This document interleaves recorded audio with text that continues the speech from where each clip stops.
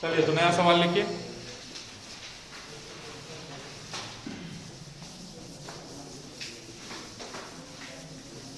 और यही अंतिम सवाल हम लोग कर रहे होंगे इंस्टेंटेनियस एक्सेलरेशन के लिए। ध्यान देना आप लोग क्या चालाकी किए। हम लोग इंस्टेंटेनियस वेलोसिटी को इतने अच्छे से सीखे कि दोबारा से इंस्टेंटेनियस शब्द में कभी कोई कंफ्यूजन ही नहीं आया। हम लोग इंस्टेंटेनियस एक्सेलरेशन तो सीखे ही नहीं, बावजूद इसके उसका क्वेश्चन सॉल्व कर, है ना? यही बात काम करता है फिजिक्स में। सबसे पहले आप ग्राउंड फ्लोर को इतना मजबूत बनाइए, इतना मजबूत बनाइए कि 100 मंजिला बिल्डिंग बन जाए उसका, है ना? तो जो एकदम बेसिक बात है उसको एकदम ध्यान से समझने का जरूरत रहता है हमेशा। इसी फिलॉसफी के साथ हम लोग हमेशा आगे बढ़ते रहेंगे। इंस्टेंटेनियस एक्सेलरेशन आप जानते हैं, अब उसका डेफिनेशन क्या है? Rate of change of velocity या फिर वेलोसिटी का डिफरेंशिएशन। बात खत्म। अब डिफरेंशिएशन क्या होता है ये रट लेना आज शाम में, अगर नहीं जानते हो तो। तेजी से आप क्वेश्चंस करिए, लिखिए सवाल। Position of a particle is position of a particle is position of a particle is और इक्वेशन देखो, t cube divided by 3 plus t square divided by 2 नहीं plus 5t square divided by 2 minus 6। थोड़ा सा अभी भी इसमें change कर रहा हूं, इसको माइनस कर दो, इसको माइनस कर दिया और ये लिखा हुआ है 60 प्लस 7। हो गया? अब क्वेश्चन में लिखे हैं आप आगे, find acceleration when velocity is 0। Find acceleration when velocity is 0। उस वक्त का एक्सेलरेशन बताइए जिस वक्त वेलोसिटी है 0। अच्छा, साइड में कहीं ये लिख दो t ग्रेटर देन 0। ये मान रहे हैं हम लोग, t को आपको ग्रेटर देन 0 मानना है। जरा 1 मिनट रुक जाओ, मैं सवाल को एक बार एक्सप्लेन कर दूं ताकि सभी लोग कर सकें। ये t ग्रेटर देन 0 का मतलब है अगर t के लिए दो आंसर आने लगे, एक -1 और एक +1, तो आप माइनस वाले को छोड़ दीजिए। क्यों? क्योंकि क्वेश्चन में लिखा है कि t को पॉजिटिव ही लेना है। दूसरी बात, मैं उस वक्त एक्सेलरेशन पूछ रहा हूं जिस वक्त वेलोसिटी है 0। अब इससे आगे मैं कुछ नहीं बोलूंगा। वेलोसिटी निकालने आपको आता है, डिफरेंशिएशन करना है। एक्सेलरेशन निकालने उसका भी डिफरेंशिएशन करना है। पता करना है उस वक्त का एक्सेलरेशन जिस वक्त क्या है 0, बोलो वेलोसिटी। सभी करिए खुद से जरा। यही अंतिम क्वेश्चन कर रहे हैं हम लोग डिफरेंशिएशन वाला। इसके बाद नया कुछ सीखेंगे।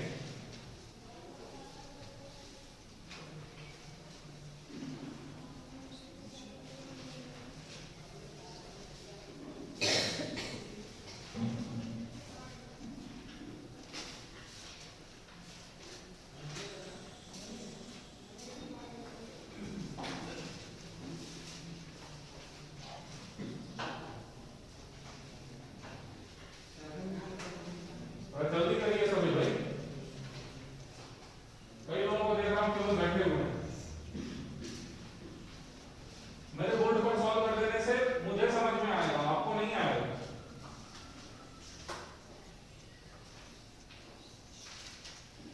t क्यूब बाई 3 डिफरेंशिएशन ही नहीं कर पाए, हो गया। इस 1/3 को साइड में लिखे रहने दो, 1/3 को साइड में लिखा रहने दो, 3 को उतारो नीचे। dx by dt जिसका की मतलब होता है v, इसको पता करिए कितना आएगा।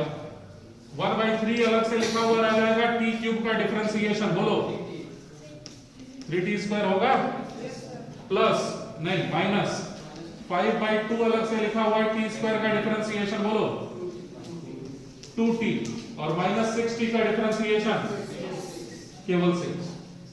सही किए? आगे के लिए सीख जाइए, यही तरीका है। डिफरेंशिएशन करने का।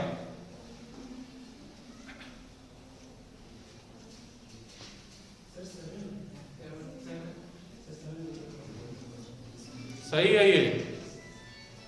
7 का डिफरेंशिएशन हो जाएगा, बोलो। 7 का डिफरेंशिएशन भी लिखा हुआ है यहां पर, वो 0 हो जाएगा भाई। 7 into T to the power 0 लिखा है ना, इसका मतलब पिछले क्लास को आप रिवाइज नहीं किया अच्छे से। डिफरेंशिएशन को आपको जानना है अच्छे से पहले। चलो ठीक है, बताओ ना ये मैं डिफरेंशिएशन क्या किया हूं। कितने बच्चे नहीं समझ पाए, ईमानदारी से हाथ उठाएं। मुझे फिर से बताने का मन कर रहा है, कोई पूछ नहीं रहे हो, प्लीज पूछो।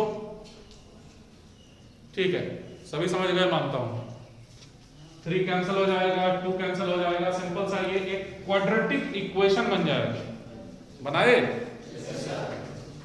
तो कई चीजें कैंसिल हो जाने के बाद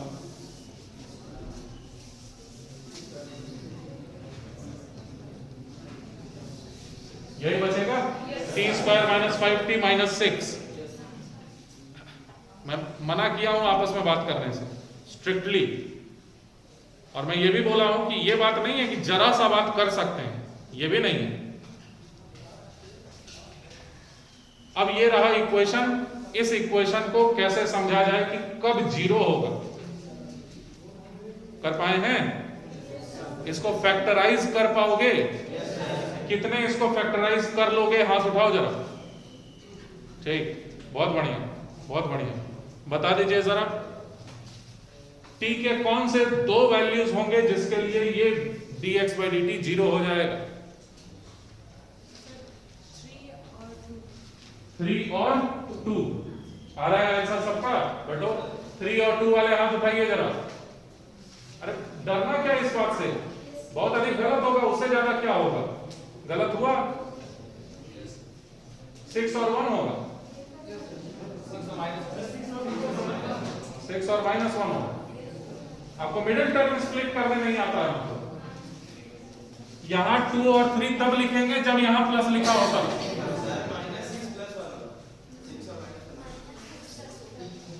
जो बोल रहा हूं उसको भी सुन लो जरा। मैं ये बोल रहा हूं कि यहां पर अगर प्लस लिखा होता तो आप 3 और 2 करते यहां पर, ठीक है? जो जानिए एकदम अच्छे से जानिए, जल्दी करिए लेकिन जल्दबाजी मत करिए। ये लिखा जाएगा माइनस 6t और ये प्लस t। अगर आप माइनस 3t और माइनस 2t लिख के करेंगे तो जरा कॉमन लेके देखिए, कुछ कॉमन आएगा ही, उसमें प्रॉब्लम आने लगेगा प्लस माइनस का। अब उसको जबरदस्ती तुम मैच करा दिए होगे तो बात अलग है कि मैं ही गलत कर रहा हूं। सही है ना? अब लिखा जाएगा इसको t ब्रैकेट में फिर t माइनस 6 और plus 1 t minus 6। t minus 6 को ही पूरी तरह से कॉमन ले लिया गया, t प्लस 1। अब सवाल में यह कहा गया था कि इसको 0 होना है। बोला था ना कि जब वेलोसिटी 0 है तब का एक्सेलरेशन बताइए। तो इसको 0 करोगे तो 2 आंसर्स आएंगे, कौन कौन से? t का वैल्यू आया -1, t का वैल्यू आया +6। किसको छोड़ दोगे? -1 को छोड़ देंगे क्योंकि सवाल में लिखा गया था ऐसा। समझ गए? तो कब एक्सेलरेशन निकालने कहा गया सवाल में? 6 सेकंड। सही बोला? Yes sir. 6 सेकंड पर ही तो वेलोसिटी 0 है।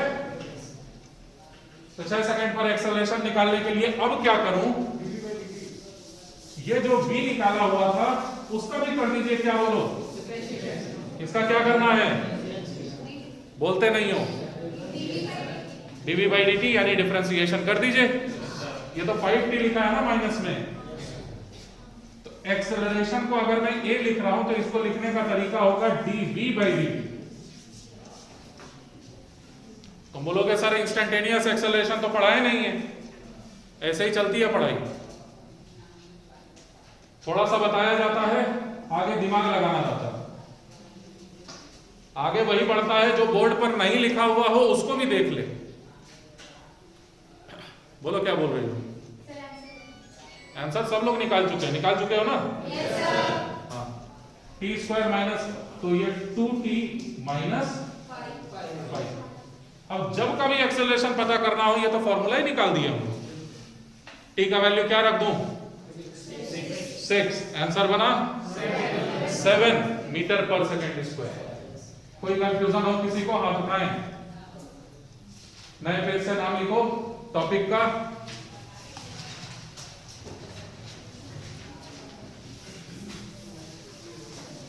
Straight line motion with constant acceleration. Topic का नाम लिखिए स्ट्रेट लाइन मोशन विथ, नहीं रुक जाओ, straight line uniform motion. Straight line uniform, अभी भी रुके रहो, फिर गलत बोल दिया। अरे इतना सही भी तो बोला। एक बार गलत हो गया, दुखी होने लगे। मैं पढ़ाना चाह रहा हूं अब ऐसे टॉपिक को जिसमें कि एक्सेलरेशन रहेगा यूनिफॉर्म। एक्सेलरेशन इस क्वेश्चन में बदल रहा था कि नहीं? क्या निकाले थे हम लोग?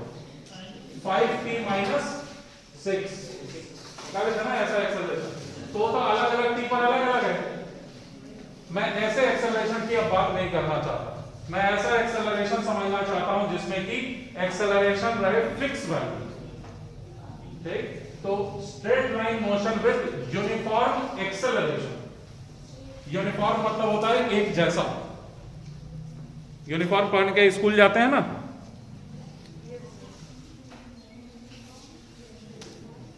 Straight line motion with uniform acceleration. एक स्पेशल तरह के मोशन की बात कर रहा हूं जिसमें एक्सेलरेशन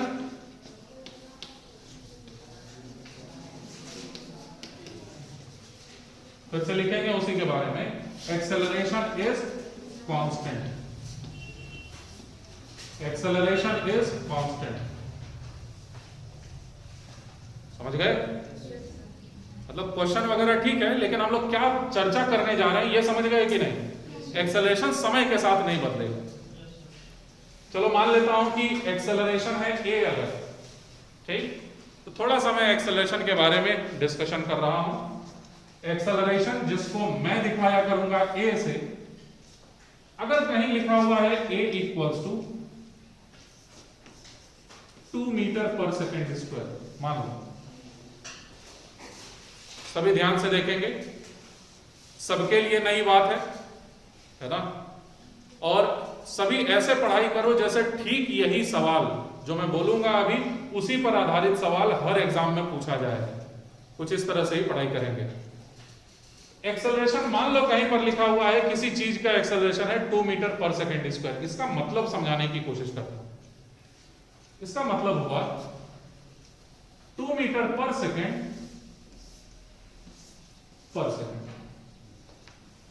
दरअसल इसका मतलब हुआ 2 मीटर प्रति सेकंड का बदलाव आएगा वेलोसिटी में प्रत्येक सेकंड में।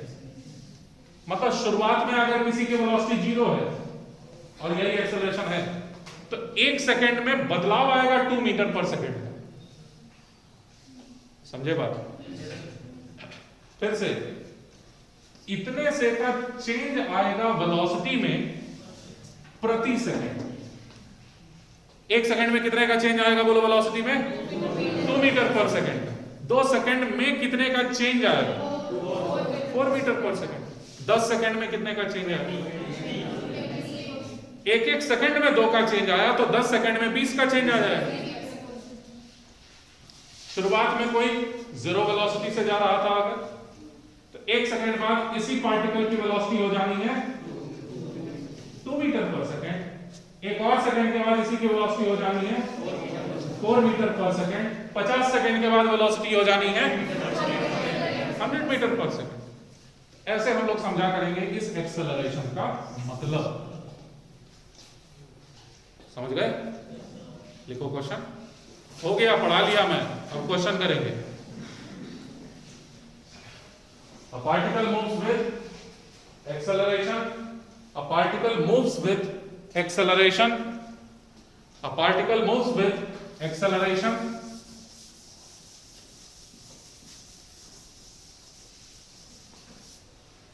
3 metre per second square.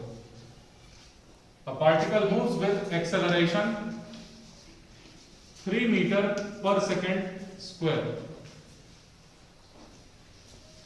with initial velocity। initial मतलब होता है शुरुआती, जैसे ये आपका इनिशियल क्लास है, शुरुआती क्लास, ठीक। तो initial with initial velocity 8 metre per second, with initial velocity जिसको मैं u से दिखाया करूंगा 8 मीटर पर सेकेंड। शुरुआती वेलोसिटी ही 8 मीटर पर सेकेंड है, समझ गए कि नहीं? Yes sir. एकदम शुरुआत में जैसे ही पार्टिकल को देखना शुरू किया उसकी वेलोसिटी बताइए। 8 मीटर पर सेकेंड। क्या वो कांस्टेंट है वेलोसिटी? नहीं। क्या कांस्टेंट है? एक्सेलरेशन। समय के बीतने के साथ क्या बदल रहा है, u या फिर a? मतलब वेलोसिटी बदल रहा है। और प्रति सेकंड कितनी मात्रा से बदल रहा है? 3 की मात्रा से बदल रहा है। तो पूछेंगे बता दो कि 1 सेकंड के बाद क्या होगी वेलोसिटी? 8 पहले से है, 3 का चेंज आ जाएगा, 11 हो जाएगा। क्वेश्चन का पहला पार्ट लिखिए, सवाल का पहला हिस्सा लिखें, फाइंड वेलोसिटी आफ्टर 2 सेकंड्स। इससे सिंपल क्या होगा? Find velocity after 2 seconds. 2 seconds के बाद वेलोसिटी पता करें, करना है, चलिए। Yes sir. इतना ही समय था, 2 सेकंड में क्वेश्चन भी हो जाना चाहिए। बोलो आंसर, बताइए आंसर, चलो जल्दी करो।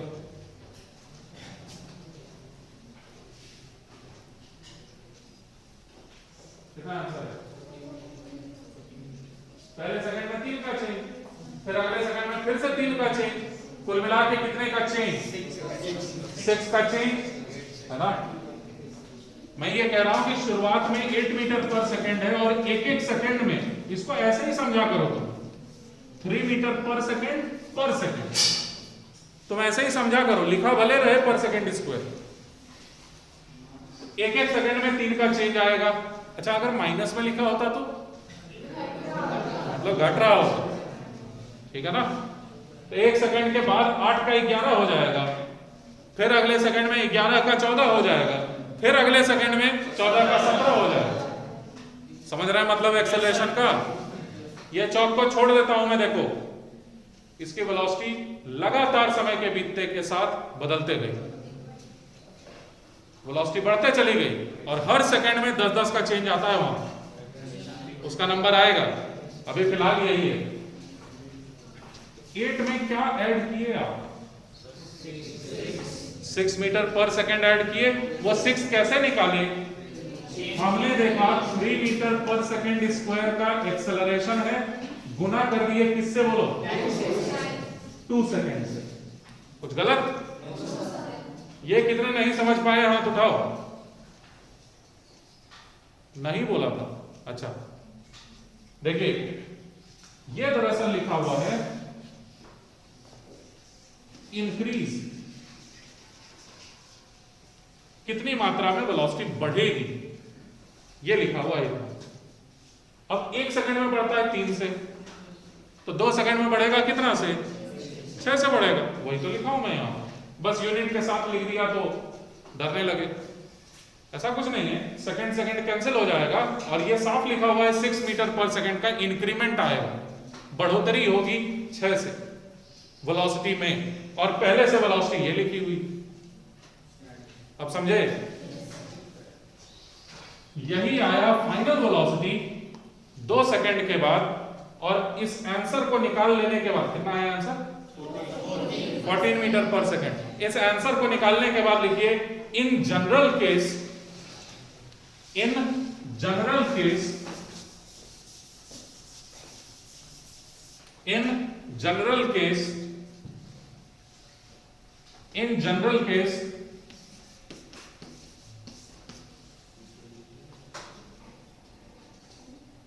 पता नहीं चला, लेकिन आपने ये फॉर्मूला इस्तेमाल कर लिया। लिख दो। मतलब बताना पड़ेगा एक एक चीज का। टी का मतलब बोलो टाइम, ए का मतलब, यू का मतलब शुरुआती वेलोसिटी, इनिशियल वेलोसिटी, और वी का मतलब फाइनल वेलोसिटी। ये इक्वेशन सबके पास लिखा है। अब तो मैं पूछूंगा 12 सेकंड के बाद वेलोसिटी बताइए, तो भी बता देंगे आप। अब तो फॉर्मूला हो गया ना, लेकिन फॉर्मूला हो गया इसका मतलब ये नहीं है फॉर्मूला भूल गए तो क्वेश्चन नहीं कर पाएंगे। हम लोग बिना फॉर्मूले के ही पहले क्वेश्चन को समझ लिए, उसके बाद समय मिला तो फॉर्मूला भी सीख लिए। लिखी दो next part, find velocity after 12 second. Find velocity after 12 second लिखना है आपको, मात्र लिखना है। Find velocity after 12 seconds.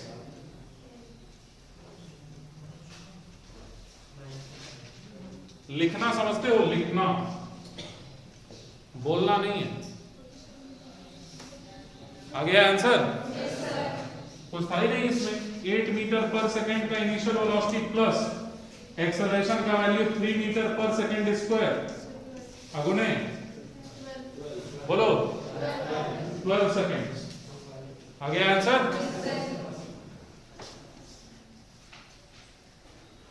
36 यहां पर, 8 यहां पर, 44 आया। 44 मीटर। अच्छा, कभी क्रिकेट मैच देखे होंगे अगर, तो इधर ध्यान दे दो।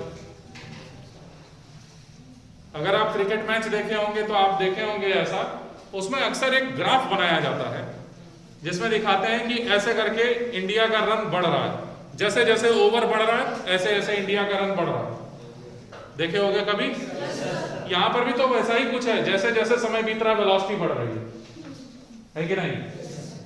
Represent the variation of velocity. लिखो next part, represent the variation of velocity in a graph. In a graph, graph में दर्शाइए कि किस तरह से वेग में बदलाव आ रहा है। वेलोसिटी में आने वाले चेंज को एक ग्राफ में दिखाएं। चलो साथ में करते हैं।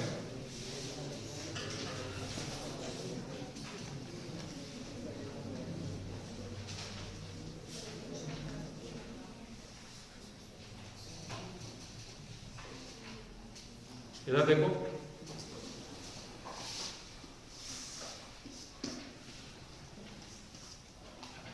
इस तरह से ग्राफ बनता है।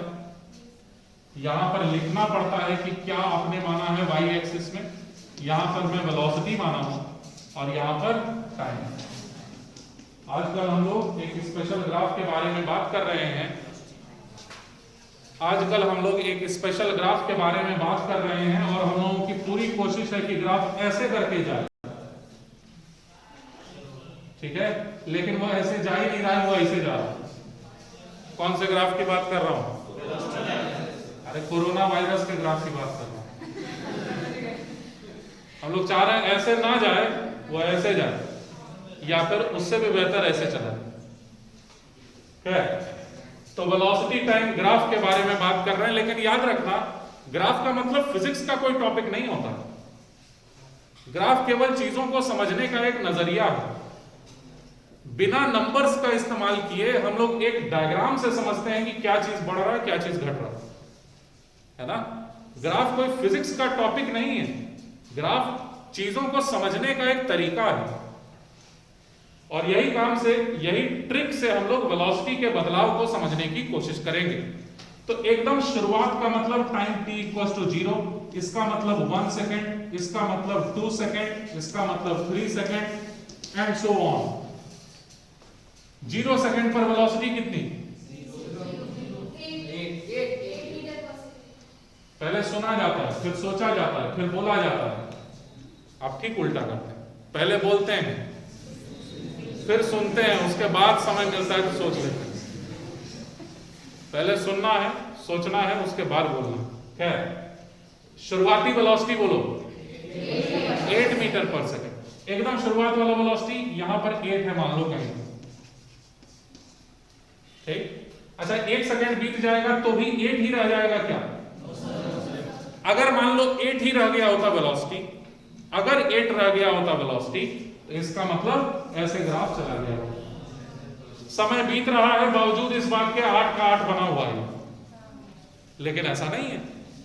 अगर समय के बीतने के साथ वेलोसिटी में घटोतरी हो रहा होता, घट रहा होता अगर वेलोसिटी, तो पहले 8 बाद में कम, ऐसे करके जाता ये ग्राफ। लेकिन ये दोनों ही नहीं हुआ। समय के बीतने के साथ ये बढ़ रहा है कि घट रहा है? बढ़ रहा है। और हम लोग दिखाएंगे साफ साफ 1 सेकंड के बाद ये 8 के बजाय 11 हो जाता है ऐसे। फिर एक और सेकंड के बाद इसमें 3 और का बढ़ोतरी आता है, फिर ये ऐसे जाता है। और फिर से एक और सेकंड के बाद ये 14 का भी 17 हो जाता है। तो इस तरह से जाता हुआ एक ग्राफ ऐसे आप दिखा दीजिए, यही सही ग्राफ। ये समझे कि नहीं? ऊपर उठे हुए होने का मतलब क्या है कि वेलोसिटी लगातार समय के बीतने के साथ बढ़ रहा है।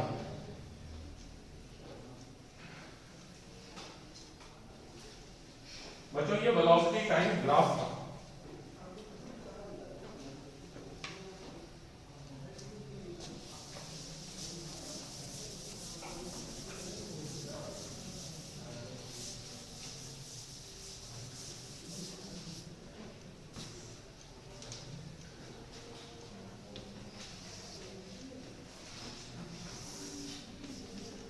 अच्छा इसी ग्राफ में एक और चीज ध्यान से देखना है। ये वेलोसिटी टाइम ग्राफ अक्सर इसे पढ़ा जाता है जल्दी में वीटी ग्राफ, लेकिन हम लोगों के पास कभी कोई जल्दी रहेगी नहीं, हम लोग पूरा वेलोसिटी टाइम ग्राफ बोले। 8 मीटर पर सेकेंड यहां दिखाया हूं मैं। 1 सेकेंड के बाद ये वेलोसिटी बढ़ जाती है। ये अगर 1 सेकेंड है तो ये 11 मीटर पर सेकेंड है।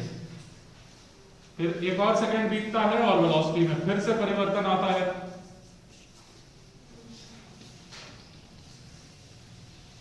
फोर्टीन था ना? आगे का आप समझ गए है कि नहीं? इसी ग्राफ में हम लोग एक जबरदस्त चीज सीखेंगे। 2 चीज सीखना है, लेकिन अभी फिलहाल हम लोग एक ही चीज सीखेंगे। वो है कि इस वेलोसिटी टाइम ग्राफ को देख करके कैसे एक्सेलरेशन बताया जाता है। ध्यान से सीखना सभी, हमेशा के लिए काम देगा। हम लोग ये ग्राफ बना हुआ है सबके पास, है ना? बनाए हो कि नहीं? यहां पर एक छोटा सा कंस्ट्रक्शन ऐसे कर दूं अगर मैं, और बोलूं कि मान लेते हैं ये है टाइम इंटरवल, ये है टाइम, है ना? टाइम इंटरवल 1 सेकंड से 2 सेकंड तक। इस दौरान आने वाला वेलोसिटी में चेंज यही तो है। ये क्या लिखा हुआ है? ये बदलाव लिखा हुआ है किसमें? वेलोसिटी में। और ये क्या लिखा हुआ है? यहां से लेकर यहां तक चेंज इन टाइम। दोनों को डिवाइड करेंगे क्या आएगा? एक्सेलरेशन, है कि नहीं? इस एंगल को अगर मैं थीटा नाम दे दूं, इसको डेल्टा वी लिख दूं, यानी चेंज इन वेलोसिटी, इसको लिख दूं डेल्टा टी, तो एक्सेलरेशन को समझा जा सकता है delta we divided by delta T, और साथ में टैन थीटा। टैन थीटा ही कहलाता है इस लाइन का स्लोप। क्या क्या मैं बोला? ग्राफ बना के हम लोग ग्राफ में इस लाइन की ढलान को देख के, ढलान मतलब जैसे ये है, इसमें कोई ढलान नहीं, ये टेबल जो बना हुआ है ना, इसमें कोई ढलान नहीं है, लेकिन इसी टेबल को ऐसे तिरछा कर दूं, उसमें ढलान आ जाएगा, उसमें स्लोप आ जाएगा।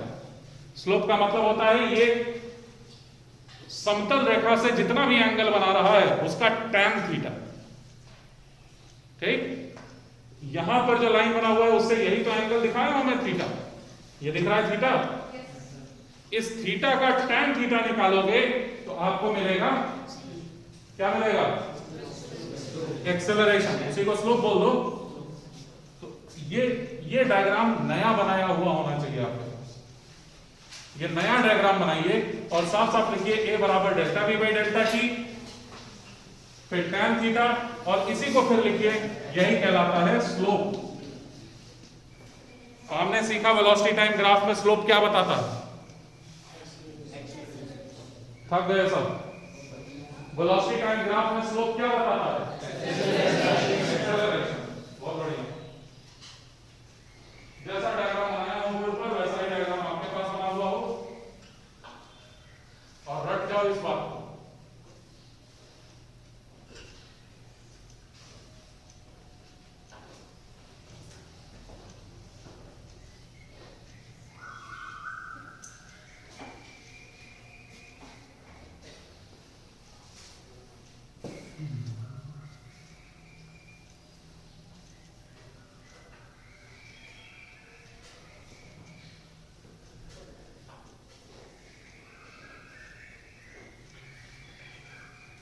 करिए।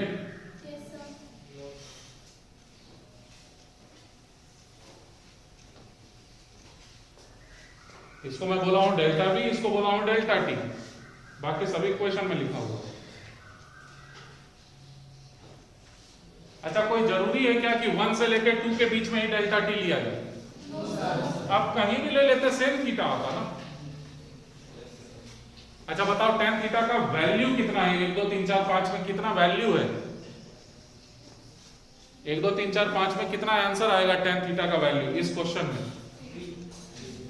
सवाल में दिया था ना 3। 1 सेकंड ये है और 3 मीटर पर सेकंड ये है, दोनों को भाग दे दोगे 3 मीटर पर सेकंड स्क्वायर आएगा। हो गया? हमने क्या सीखा? वेलोसिटी टाइम ग्राफ के स्लोप से क्या मिलता है? एक्सेलरेशन। लिख दो इस बात को तो जरा, slope of velocity time graph gives acceleration. Slope of velocity time graph, slope of velocity time graph gives acceleration. Velocity time graph के स्लोप से पता चलता है एक्सेलरेशन। आगे बढ़े?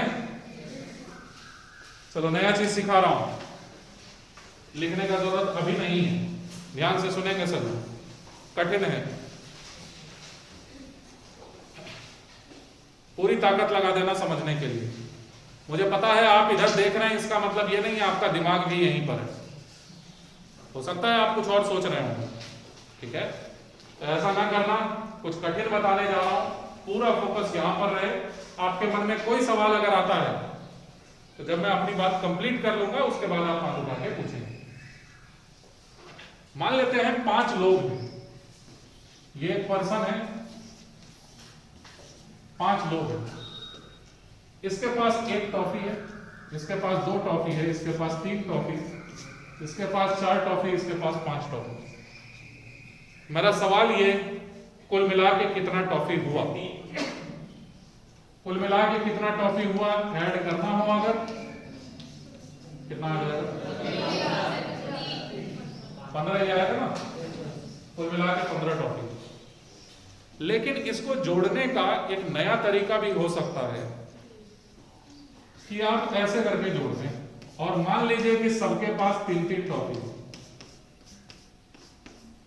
तो भी आंसर कितना आएगा? 15। लेकिन सही कौन सा है? ये वाला सही। ऐसे थोड़ी होता है आप सबको 3-3 मान लीजिएगा। आप ऐसा नहीं कर सकते, किसी के पास 1 टॉफी है आप 2 ज्यादा क्यों मान लीजिएगा? तो मेरा जवाब ये रहेगा, 2 ज्यादा माना हूं तो 2 कम भी तो माना हूं किसी ना किसी के लिए। समझे लॉजिक? तुम बोलोगे सर किसी के पास 2 टॉफी आप 3 क्यों मान लिए, 1 ज्यादा क्यों मान लिए? तो किसी ना किसी के लिए 1 कम भी तो माना हूं। समझे लॉजिक? यही होता है कंसेप्ट एवरेज का। एवरेज एक ऐसी चीज को कहते हैं जिसे माना जा सके सबके पास इतना ही है, ताकि टोटल सेम आए। मतलब 1 2 3 4 5 का एवरेज निकालोगे कितना आएगा? 3 आएगा।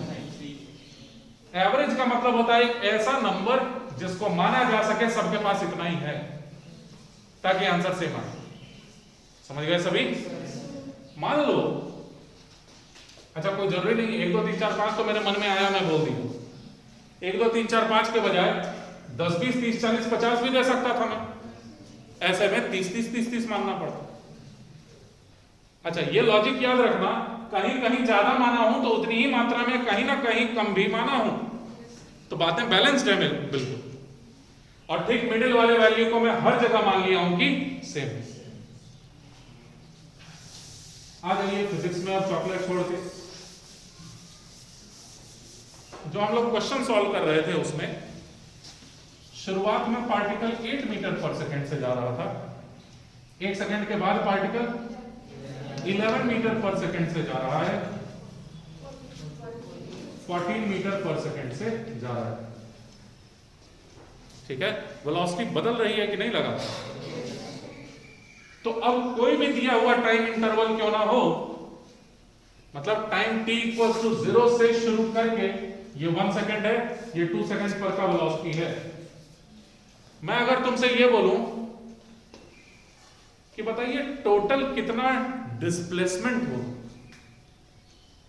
ठीक, डिस्प्लेसमेंट कितनी दूरी तय कर लेगा पार्टिकल, अगर मैं सवाल आपसे ये पूछूं कितनी दूरी तय कर लेगा पार्टिकल, 8 मीटर 1 सेकंड में जा रहा है क्या? नहीं, 8 सेकंड तो शुरुआत में जा रहा था, जैसा ही समय बीता 11 हो गया वेलोसिटी उसका, और कुछ समय बीता 14 हो गया उसका वेलोसिटी।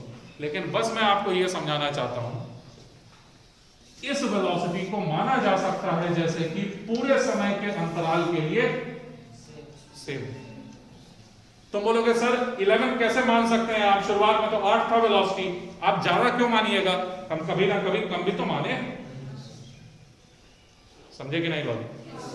अगर मैं पूछूं 0 से लेकर 2 सेकंड तक बताइए डिस्प्लेसमेंट क्या होगा, मान लो 11 का फिक्स है वेलोसिटी, 22 आंसर। समझे बात? 2 सेकंड तक के लिए मान लीजिए ठीक बीच वाला वेलोसिटी कांस्टेंट है पूरे टाइम, वही चॉकलेट वाली बात है, ठीक बीच वाले वैल्यू को मैं मान लिया कांस्टेंट पूरे में। अब देखो जादू दिखाता हूं, 8 को 8 मत मानो, इसको u बोल दो, और 14 को 14 मत मानो, u प्लस 80 बोल दो। ये समझे क्या हो गया? ये v है, ये इनिशियल वेलोसिटी है, ये फाइनल वेलोसिटी है। तो सोच के जरा बता पाओगे क्या कि मिडिल वाला वेलोसिटी कितना है, ठीक बीच में वेलोसिटी कितना है? u में क्या ऐड कर दिया ताकि ये बना, u में क्या ऐड कर दिया ताकि फाइनल वेलोसिटी बना? 80 मत ऐड करो, 80/2 ऐड करो, तो बीच वाला वेलोसिटी मिल जाएगा। नहीं समझे बात? ध्यान से सुनोगे तब तो समझोगे। मैं ये बोल रहा हूं कि शुरुआती वेलोसिटी कुछ है, उसमें कुछ जोड़ दिया, फाइनल वेलोसिटी आ गई, तो जो जोड़े हो उसका आधा केवल जोड़ो, तो आप बीच रास्ते में गिरे हुए मिलेंगे। तो यही बस मैं बोल रहा हूं, जैसे आपने क्या किया, 8 माना और ये माना था 14, कितना जोड़े? 6 के बजाय केवल 3 जोड़िएगा तो 11 मिलेगा कि नहीं? यही बस मैं बोल रहा हूं। चलो फॉर्मूले वाले बच्चे देख लें, जिनको फॉर्मूला पसंद आता है, इन दोनों का मीन वैल्यू यानी u plus 80 whole divided by 2, ये भी देख लो क्या आता है, 2u plus 80 whole divided by 2 आएगा कि नहीं? इसको फिर से लिखोगे तो ये u प्लस 80/2 है कि नहीं? वही तो मैं बोल रहा हूं। ये सब मैं क्यों बता रहा हूं? क्योंकि आप इसको मान सकते हैं पूरे टाइम के लिए कांस्टेंट, और ये डिस्प्लेसमेंट का फॉर्मूला है। देखो ध्यान से, ut plus half at square लिखा है, दिखा जादू। इनिशियल वेलोसिटी अगर u मान लिया जाए, फाइनल वेलोसिटी u प्लस 80 है अगर, ठीक मिडिल वाले वैल्यू को आप मान सकते हैं पूरे समय के अंतराल के लिए फिक्स है, कांस्टेंट है। मतलब u हो गया शुरुआती वेलोसिटी, u प्लस 80 हो गया फाइनल वेलोसिटी, मिडिल वाला वेलोसिटी जैसे मर्जी तुमको वैसे निकालो तुम, तुम दोनों को जोड़ के 2 से डिवाइड कर दो, ठीक है। तुम ये देख लो कि u में 80 ऐड किए हैं तो ये मिला है, 80 मत ऐड करो, 80 का आधा ऐड करो, बीच में गिरे हुए रहोगे, यहां पर रहोगे। तो u प्लस 80/2 ही मिडिल वाला वेलोसिटी है जिसको माना जा सकता है पूरे समय के अंतराल के लिए कांस्टेंट। और u प्लस 80/2 को ब्रैकेट के बाहर t से गुना कर दीजिए, आपको मिल जाएगा डिस्प्लेसमेंट। इतना सिंपल है ये। क्वेश्चन का नेक्स्ट पार्ट लिखो, फाइंड डिस्प्लेसमेंट इन 10 सेकेंड्स। देखें समझे कि नहीं बात। Find displacement in 10 seconds. 10 second में बताइए कितना डिस्प्लेसमेंट होगा।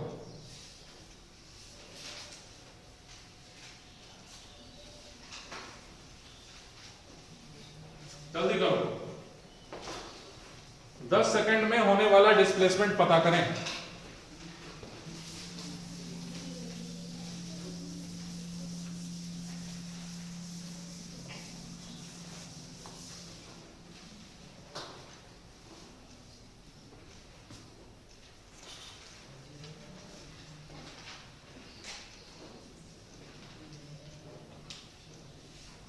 नहीं कर पाओगे, अरे फिजिक्स कर ही नहीं रहे हैं। फिजिक्स तो शुरू होने में अभी समय है, अभी तैयारी चल रही है फिजिक्स को।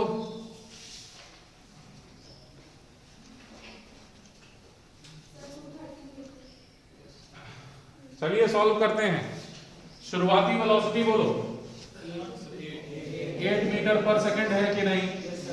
कितने सेकंड तक की बात किया हूं मैं, कितने सेकंड में डिस्प्लेसमेंट चाहिए, 10 सेकंड्स, है ना। तो 10 सेकंड के बाद जरा वेलोसिटी बताना। तो वेलोसिटी 10 सेकंड के बाद वेलोसिटी,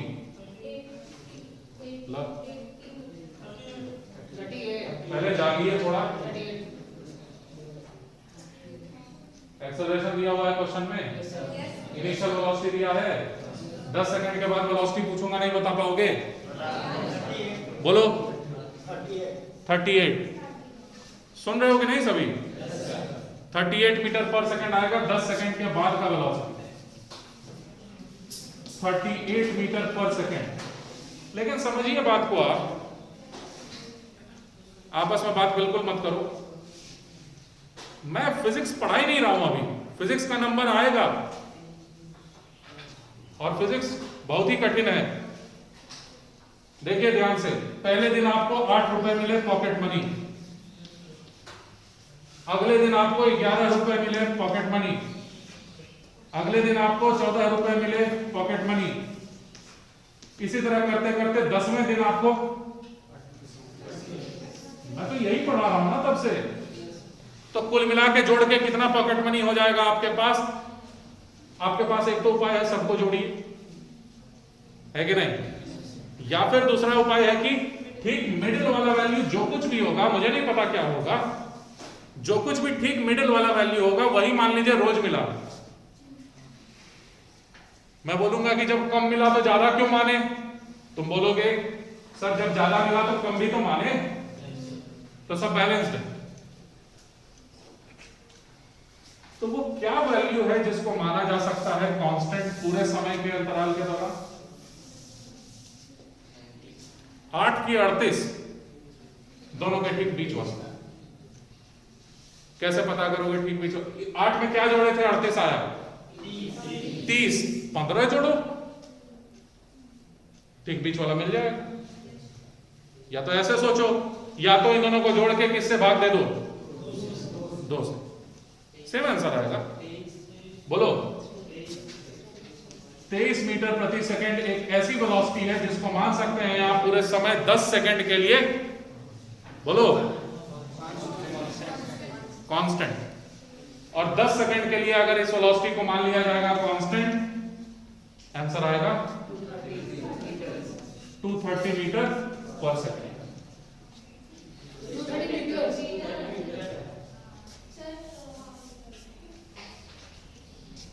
कितने नहीं समझ पाए हाथ उठाओ,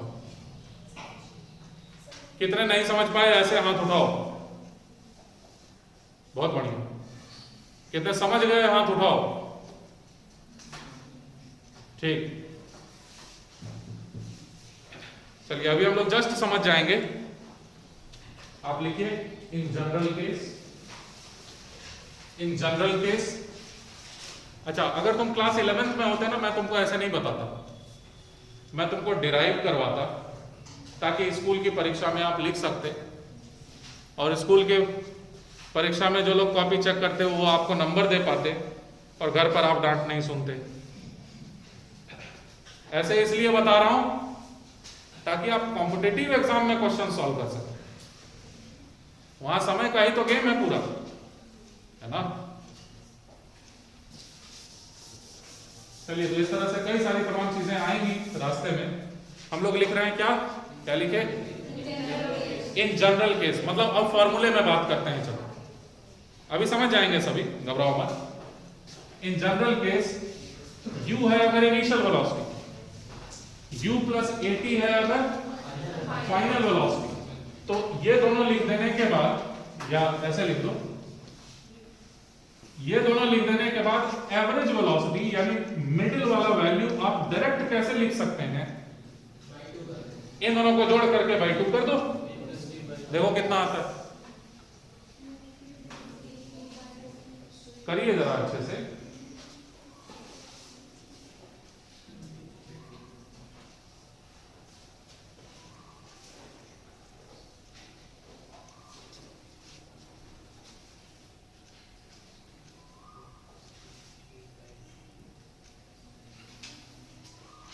हो गया? यह आएगा u पहला वाला नंबर प्लस u प्लस 80 दूसरा वाला नंबर होल डिवाइडेड बाई 2। क्या बना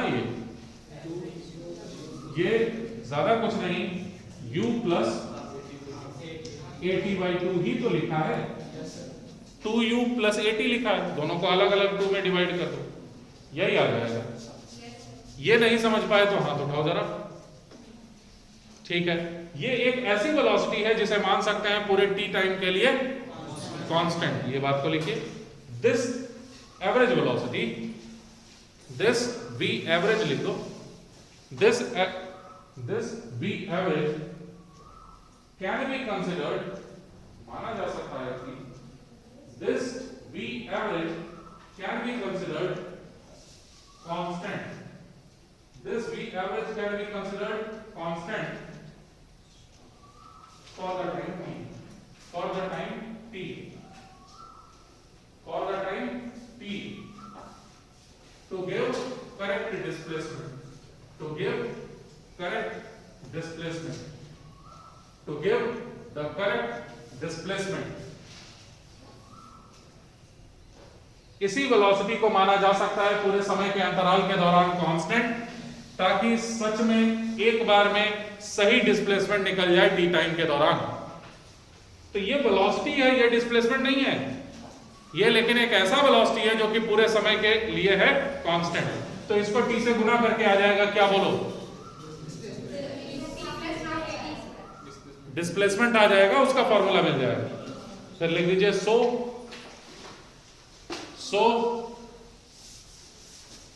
S इक्वल्स टू, ठीक है, S मतलब डिस्टेंस, डिस्प्लेसमेंट, याद रखना, S मतलब डिस्प्लेसमेंट है। ये कैसे निकलेगा, इस एवरेज वेलोसिटी को t से गुना करके, क्या बना हमारे पास, ut प्लस हाफ at²। समझाने का जरूरत नहीं है, यहां पर प्रत्येक सिंबल का मतलब क्या है।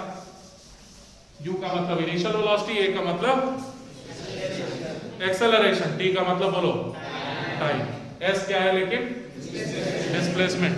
तो सवाल में जो मैं दिया हूं आपको कि 10 सेकंड में डिस्प्लेसमेंट बताइए, दिया था। जरा सभी यही काम करेंगे, सभी यही काम करेंगे, 10 सेकंड में देखेंगे कि यह फॉर्मूले से सही आंसर आ रहा है कि नहीं। 10-15 सेकंड का समय दे रहा हूं मैं, जो लोग नहीं किए हुए हैं बिल्कुल करके देखिए इस फॉर्मूले से सही आंसर आ रहा है कि नहीं, बताएं।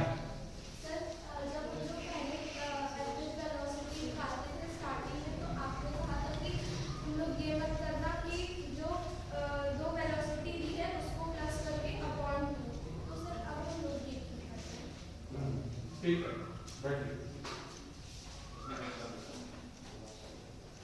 मुझे एवरेज वेलोसिटी शब्द के बजाय मुझे मिडिल वाला वेलोसिटी बोलना चाहिए।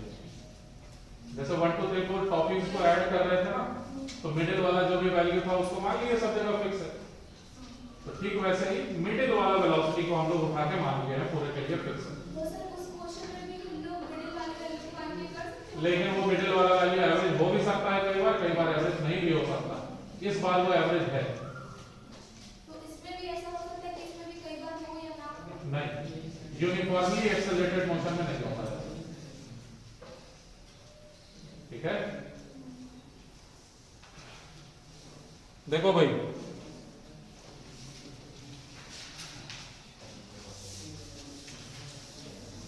किसी का सवाल ये है, सवाल को ध्यान से सुने सभी।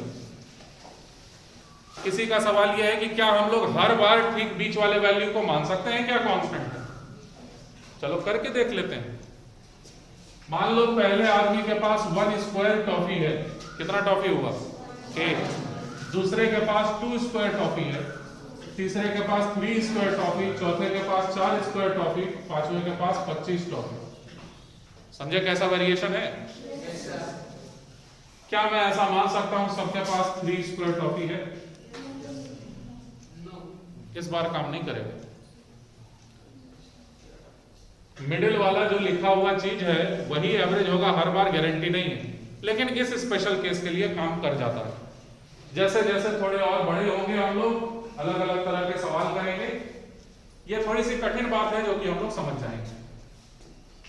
ठीक, मैं आपसे सिर्फ ये बोल रहा हूं कि मिडिल वाला वैल्यू ही एवरेज होगा, गारंटी है क्या? नहीं, हो सकता है नहीं भी हो एवरेज वैल्यू, लेकिन इस स्पेशल केस के लिए जिसमें लगातार एक फिक्स रेट से एक्सेलरेशन बढ़ रहा है, असल में क्या है ना, यहां पर 3 से बढ़ोतरी हुई लेकिन यहां पर 5 से बढ़ोतरी हुई, तो बार बार बराबर नहीं बढ़ रहा, लेकिन 1 2 3 4 5 में बार बार 1 से बढ़ रहा। तो जब जब बढ़ोतरी बराबर बराबर हो रहा होगा आप मिडिल वैल्यू को एवरेज मान सकते हैं। या अभी नहीं समझ में आए घबराओ मत, जितना समझ में आया बहुत है।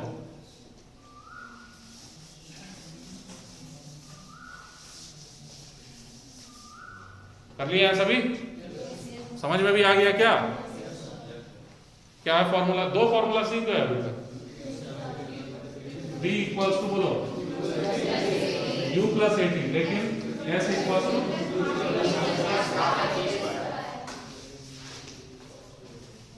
अच्छा इस डिस्प्लेसमेंट को ना अक्सर किताबों में x भी लिखा जाता है, तो घबराइएगा मत। चलो ऐसे ही बातचीत कर रहा हूं, dx by dt करके देखते हैं इस फॉर्मूले से, लिखने का जरूरत नहीं। x लिखा हुआ है तो dx by dt तो करना हमारा कर्तव्य बनता है। जब कभी x इस तरह से फॉर्मूले में लिखा हुआ मिले तुरंत कर दो dx by dt, क्योंकि ज्यादातर ये पूछा जा रहा होगा। देखिए तो ut का डिफरेंशिएशन t के रेस्पेक्ट में u, और हाफ a को कांस्टेंट मानेंगे, t स्क्वायर का डिफरेंशिएशन 2t, 2 2 कट गया, क्या बचा? ये तो यही लिखा हुआ है, सब कुछ ठीक है, मशीन काम कर रहा है कि नहीं? सब तरफ से देख लिया, सब कुछ ठीक है। और ऐसे भी रटा हुआ था, ये पहले से 9th से सीखे हुए।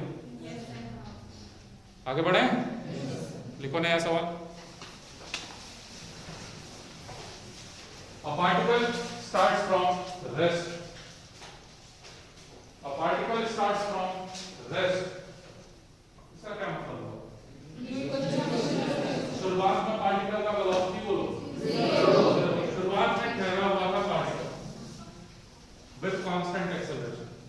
A particle starts from rest with constant acceleration. A particle starts from rest with constant acceleration. अच्छा, अब ये नहीं चलेगा कि सर समझ में नहीं आया, लगा देंगे आप फॉर्मूला अगर नहीं समझ में आ रहा हो तो। समझ में आ रहा हो तो ठीक है, जैसे कर रहे हैं करो, लेकिन ये नहीं चलेगा कि क्वेश्चन नहीं सॉल्व होगा। अब सबसे होना है क्वेश्चन सॉल्व। 2 ही फॉर्मूला है पूरे चैप्टर में, कोई तीसरा फॉर्मूला नहीं है, बस यही 2 फॉर्मूला। इसे हर क्वेश्चन को कर सकते हैं हम लोग। फाइंड रेशियो ऑफ, रेशियो मतलब होता है अनुपात, find ratio of, find ratio of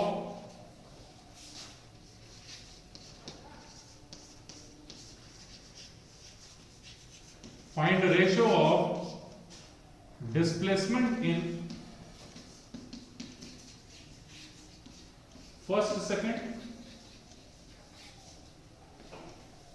find the ratio of displacement in first second to TO2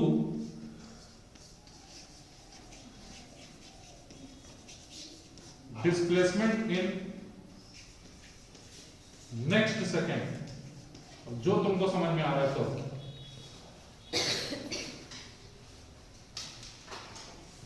जब मैं पूछूंगा तब आपको जवाब देना है,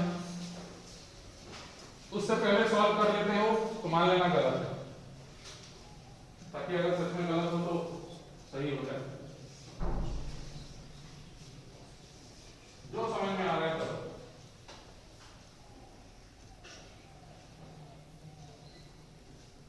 पहले सेकंड में होने वाला डिस्प्लेसमेंट डिवाइडेड बाय दूसरे सेकंड में होने वाला डिस्प्लेसमेंट।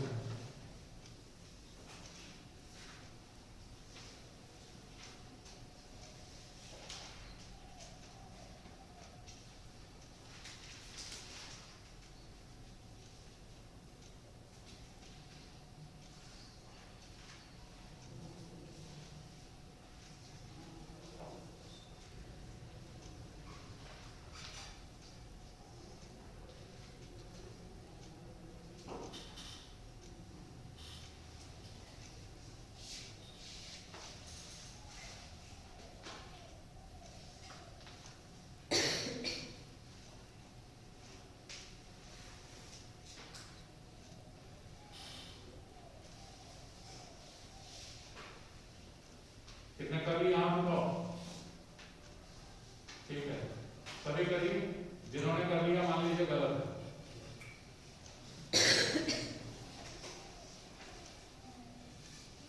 बच्चों सबसे बड़ा टैलेंट होता है अपने किए हुए काम में गलती ढूंढना और उसे सही करना। इससे बड़ा कोई दूसरा टैलेंट नहीं है।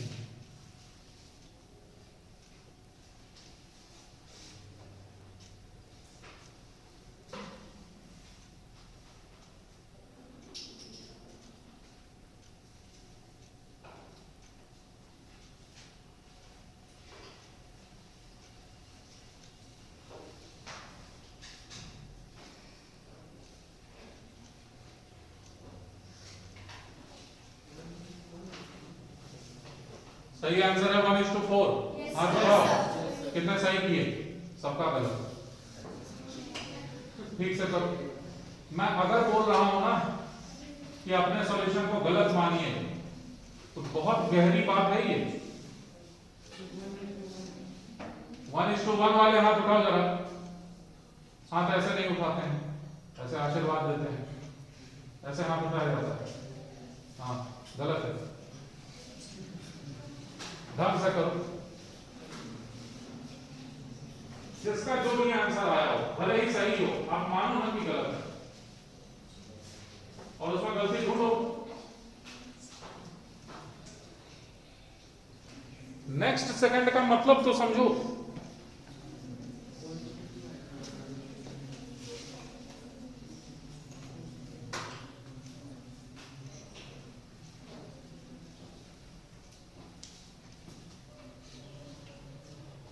चलिए जरा सोचते हैं कि आखिर हम लोग क्यों बोलते हैं कि 1:2 आएगा, चाहे 1:3 आएगा। आखिर हम लोग क्यों बोलते हैं क्लासरूम में बैठे हुए?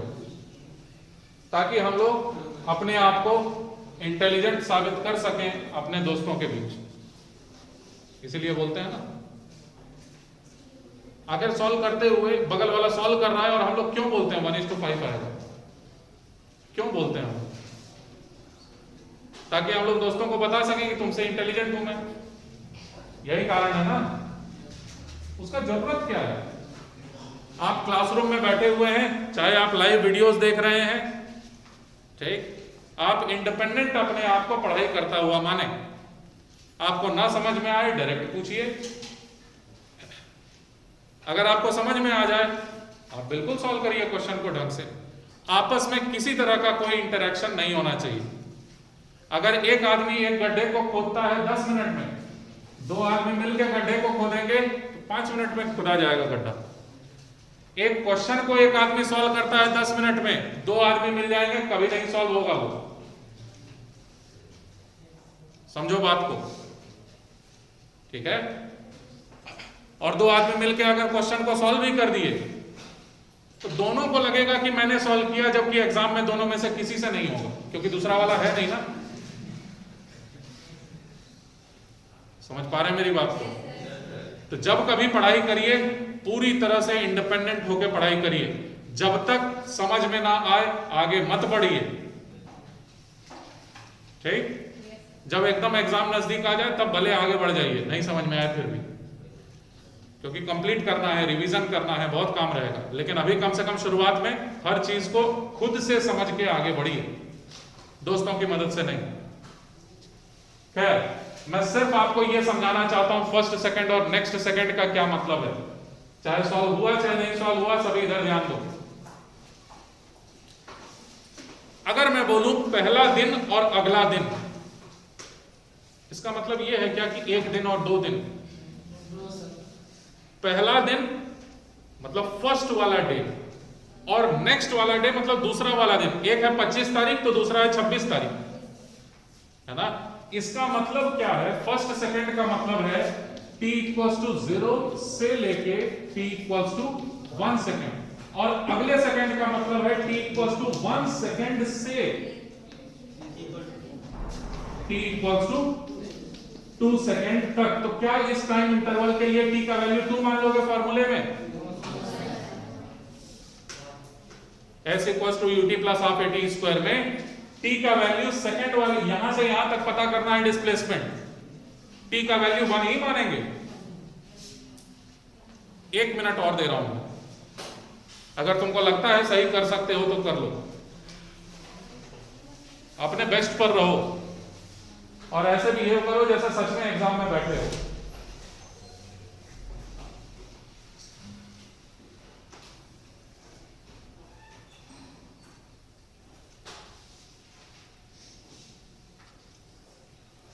कितना आंसर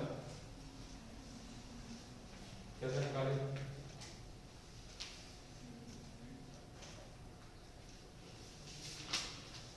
टी का वैल्यू यहां क्या रखेंगे और यहां पर टी का वैल्यू क्या रखेंगे? नहीं बचा। ऐसे = ut + ½ at² में टी का मतलब टाइम नहीं होता है, टी का मतलब टाइम इंटरवल होता है। जिस समय के अंतराल के दौरान आप अपनी आंखों को खुला रखे पार्टिकल को देखते हुए,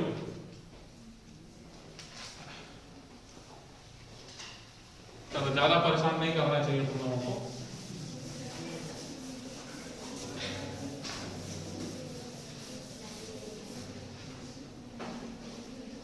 कई बच्चों को लग रहा होगा पहले ही दिन आए हैं, सर छोड़ ही नहीं रहे, कैसे कहें कि जाना है घर। भूख लगा होगा आपको? ठीक है, बहुत अच्छी बात है। लेकिन 3 घंटे का तो एग्जाम भी रहता है, तो 3 से 6 तो डिफॉल्ट है।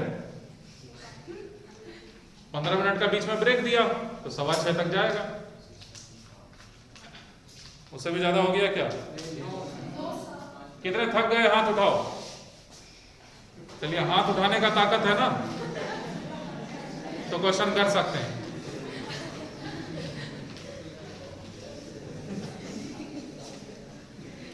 चलो, ज्ञान भरी बातें।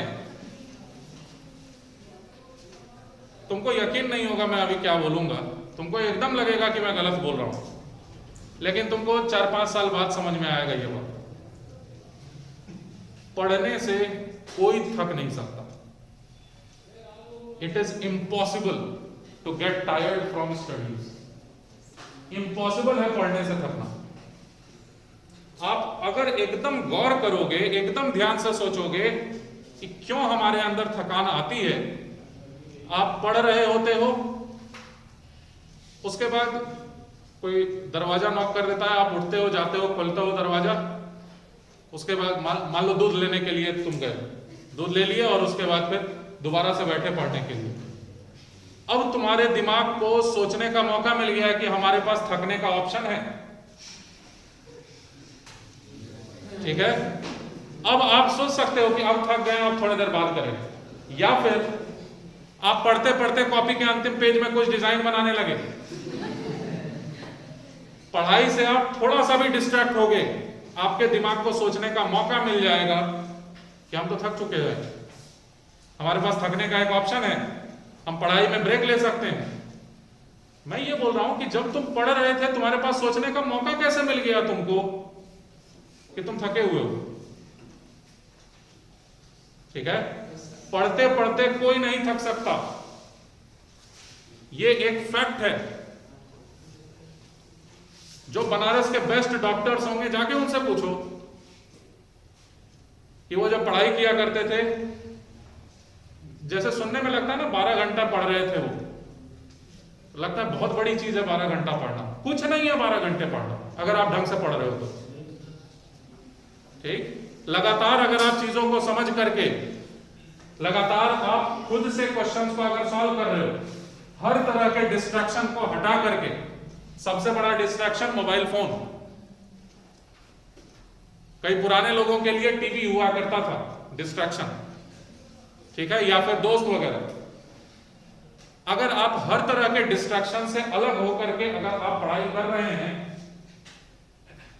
तो भूख प्यास सब खत्म हो जाता है भाई, भूख का एहसास भी नहीं होता।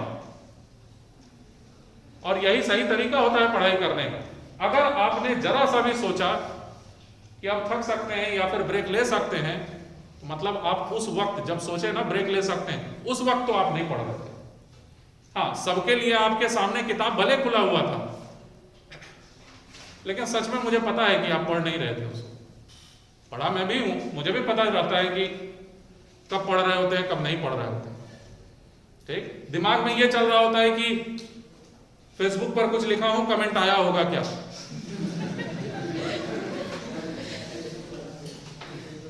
ठीक। तो पढ़ाई बहुत बड़ी तपस्या है और बहुत ज्यादा फोकस का काम है, और इस हाईएस्ट लेवल के फोकस में, हाईएस्ट लेवल के मेडिटेशन में कोई थक जाए ऐसा नहीं हो सकता। तुम खुद सोचो, कभी ऐसा होता है क्या कि जो तुम्हारा फेवरेट काम है करने का, किसी के लिए गेम खेलना हो सकता है, किसी के लिए बाहर में क्रिकेट खेलना हो सकता है, किसी के लिए घूमना हो सकता है ना। तुम जब गेम खेल रहे होते हो, मान लेते हैं मोबाइल फोन का गेम खेलना तुम्हारा फेवरेट काम है, मान लेते हैं, तुम गेम खेलते रह जाओगे 4-5 घंटे तक बिना दिमाग को ये बोले हुए कि ब्रेक लेते हैं यार थोड़ा सा। क्यों ऐसा होता है? ऐसा इसलिए होता है क्योंकि तुम सोचते ही नहीं हो कुछ और जब गेम खेल रहे होते हो, या किसी के लिए कोई फेवरेट मूवी आ रही है, उस फेवरेट मूवी को अगर आप देख रहे हैं तो लगातार चूंकि वो मूवी देख रहे हैं आप, आपको सोचने का मौका ही नहीं मिलता है कि चलो थोड़ा देर ब्रेक ले लेते हैं। समझ रहे हैं बात को? वही काम पढ़ाई के साथ भी अगर आप करेंगे। अच्छा, मम्मी पापा तो बोलेंगे कि थोड़ा सा ब्रेक ले लो, वो तो बोलेंगे कि रात बहुत हो गई है अब सो जाओ, लेकिन जब रैंक नहीं आएगा ना, सबसे पहले वही बोलेंगे कि कोई बात नहीं। लेकिन कोई बात कैसे नहीं है, रैंक लाना है हमें। समझ रहे हो मैं किस लेवल की पढ़ाई की बात कर रहा हूं? तो चलिए यहीं पर मैं आपको छोड़ रहा हूं, आपके चेहरे को देखते हुए।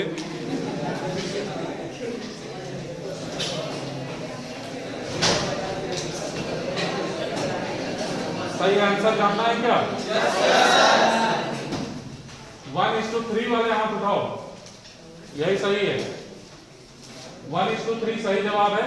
अगली क्लास की शुरुआत हम लोग ठीक यहीं से करेंगे, और अगले क्लास में और ज्यादा स्पीड रहेगी हमारी, और सभी जरा पढ़ के आइएगा।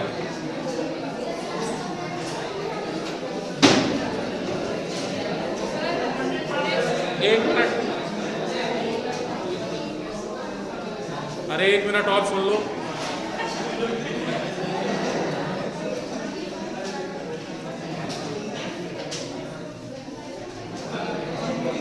एक मिनट और सुन लीजिए, मुझे और भी कई काम कहा गया था करने को। सुनो ध्यान से, एक आईडी कार्ड का फॉर्म है, कितने बच्चों को मिला हुआ है पहले से? अच्छा, कितने बच्चों को नहीं मिला हुआ है? ठीक, जरा मेरी मदद कर दो। कितने बच्चों को नहीं मिला हुआ है? जब ये नजदीक आएगा हाथ उठाना, ये दे दो। मेरी नेक्स्ट क्लास कब है? मंडे को है, पहली क्लास 3 बजे से। ठीक, कुछ बच्चों को पहले से असाइनमेंट मिला हुआ है, 3 असाइनमेंट मिला हुआ है। हम लोगों का कुल मिला के एक व्हाट्सएप ग्रुप है, लड़कों का अलग, लड़कियों का अलग। उस ग्रुप में मैं आपको असाइनमेंट्स दिया करता हूं। ठीक, तो मैं अपना नंबर लिख दे रहा हूं यहां पर, आप मुझे मैसेज करिएगा कि सर मैं अभ्युदय प्रोग्राम में हूं, आप मुझे व्हाट्सएप ग्रुप में ऐड कर लीजिए। प्लीज लिखोगे तभी करूंगा। अपना नाम भी लिख दीजिएगा।